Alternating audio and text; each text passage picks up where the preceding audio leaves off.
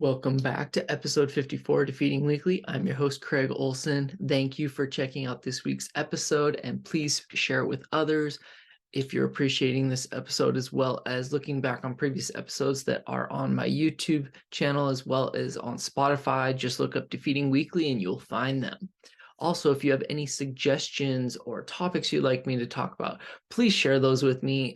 Some weeks it's a little more challenging to come up with topics than others. So anything you're interested in, please share it in comments or reach out to me, and I would love to hear those ideas.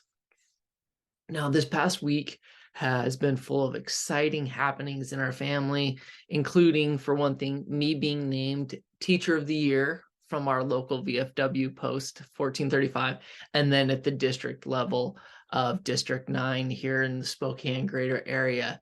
And shout out to Dave Lord of post 1435 for my nomination. Super exciting, and I really appreciate being recognized. It was a lot of fun. Now, moments like these are awesome and can definitely help in the difficult times we go through. However, our appreciation for these moments isn't always what it should be.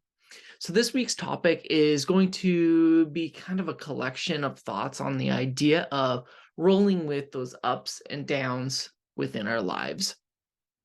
So as humans, we go through all kinds of emotions on any given day, sometimes being super up and excited, and then following up with the lows of exhaustion, disappointment, or struggles of greater things. In these moments, we feel like we are alone in the experience, and it's only us that is experiencing anything like this, or we assume it really isn't that bad compared to what others are going through. So we just suck it up.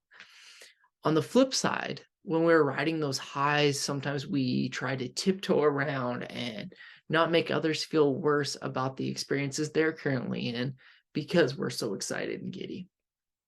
Now, I personally have always been a people pleaser, so I get this. But more importantly, we need to understand we were put on this planet to be constantly in relationship, whether it's with highs or lows, and that's with God and others. So First Thessalonians 5:11 states, "Therefore we encourage one another and build each other up, just as in fact you are doing." Now, I know not everyone that listens to these is a believer, but my point is that the most popular book around tells us to encourage and build up one another in relationship. Therefore, we should be living those ups and downs with each other on both fronts. I need to repeat that because I feel like that's so important. Therefore, we should be living those ups and downs with each other.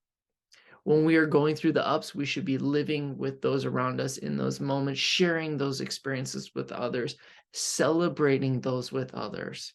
When I was recognized at the local VFW, it was a prime example of this. I had Tasha and the boys there, as well as Tasha's mom, sister, brother-in-law, and her nephews, as well as her cousin and aunt, and her uncle, Dave Lord, who was the one that nominated me.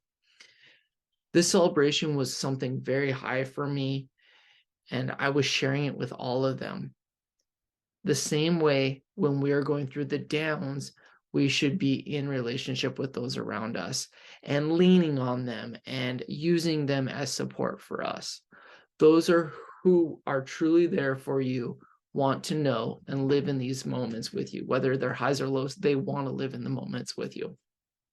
Now, one of my biggest pet peeves with us as human beings is how we go about greeting one another. Our normal question of asking, "How are you?" This has to be, in my opinion, one of the most fake questions we ever ask. And I'm at fault of this as well. Now, I feel it has its place, but I feel we have lost the true meaning of what this question is actually asking. Most of the time, when we are asked this, we simply say, "I'm fine," or "I'm good." Now, I feel that this is just not something that we do on purpose. We've been conditioned this way. Throughout the generations of when we ask this, we've gotten to the point where we've just gotten down to saying, "Oh, I'm fine," because we don't really want to know. And that is the problem. What I would love to see is a massive movement to where when we ask people this question, we truly want responses. We want them to be open and upfront with us. If they're doing great, say that. If they're going through difficult times, have them share more. Be more invested in those people when you're asking that.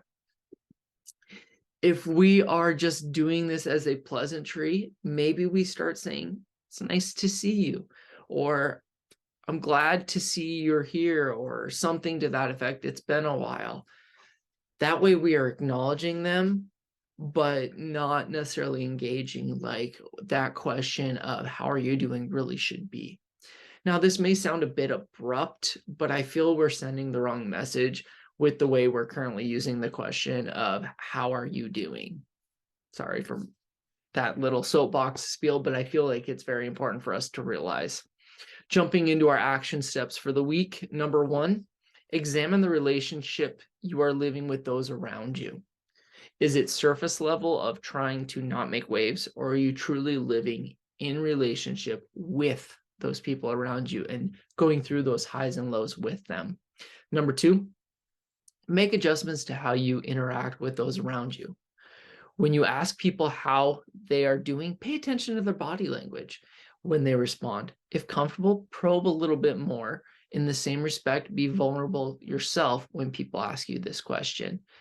And number 3, acknowledge those who have asked in the good times with you and make sure they know how much you appreciate them supporting you. And make sure you know you support them with that as well. So supporting both ways, that is relationship. In fact, most people's highest language of appreciation, I know people know about love languages, but language of appreciation is acknowledgement and words of appreciation. So use this tool to help build those relationships and live those ups and downs with others. The quote for this week is, to be successful, you must be unique. You must be so different that if people want what you have, they have to come to you to get it. And that's from Walt Disney. So the idea of stepping out of our comfort zones, out of the box, and truly being invested in those ups and downs with others, that is going to make you unique. It's going to draw people in, and then you'll be able to start building those stronger relationships and truly living life in relationship with others. I hope you guys have a great day and defeat the week.